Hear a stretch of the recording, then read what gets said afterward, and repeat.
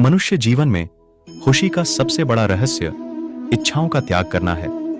जहां व्यक्ति को अमीर बनने के लिए एक एक क्षण संग्रहित करना पड़ता है, तो वहीं अमर होने के लिए उसे कण कण बांटना होता है।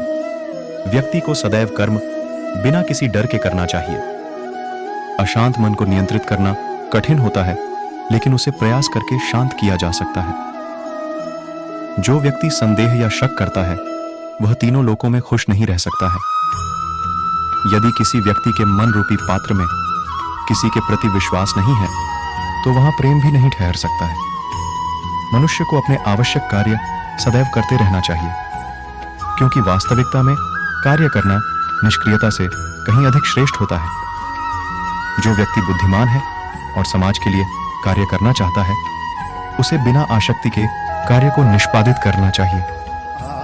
जो व्यक्ति अपने कर्मों में आनंद की अनुभूति प्राप्त कर लेता है, वह जीवन में पूर्णता की प्राप्ति कर लेता है। मनुष्य के अपने लोगों की परख कठिन परिस्थितियों में की जाती है।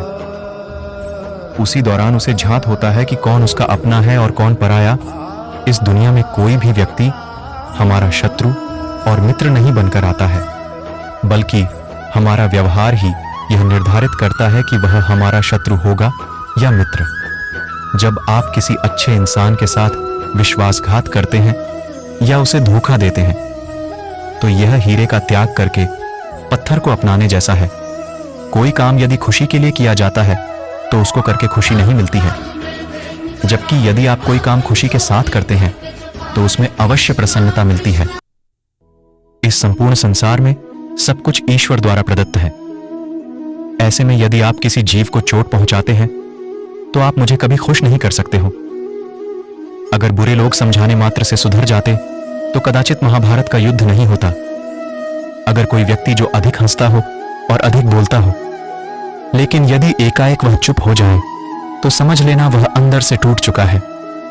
किसी भी व्यक्ति के भरोसे का अंत करके कभी भी अवसर का लाभ नहीं उठाना चाहिए। जीवन में प्रेम ही ऐसा योग है जिसमें कभी वियोग नहीं होता। इसका अंतिम चरण मिलन होता है। व्यक्ति को स्वयं की योग्यता पर कभी घमंड नहीं करना चाहिए, क्योंकि पत्थर भी वजनदार होने के बावजूद जब पानी में जाता है तो डूब ही जाता है।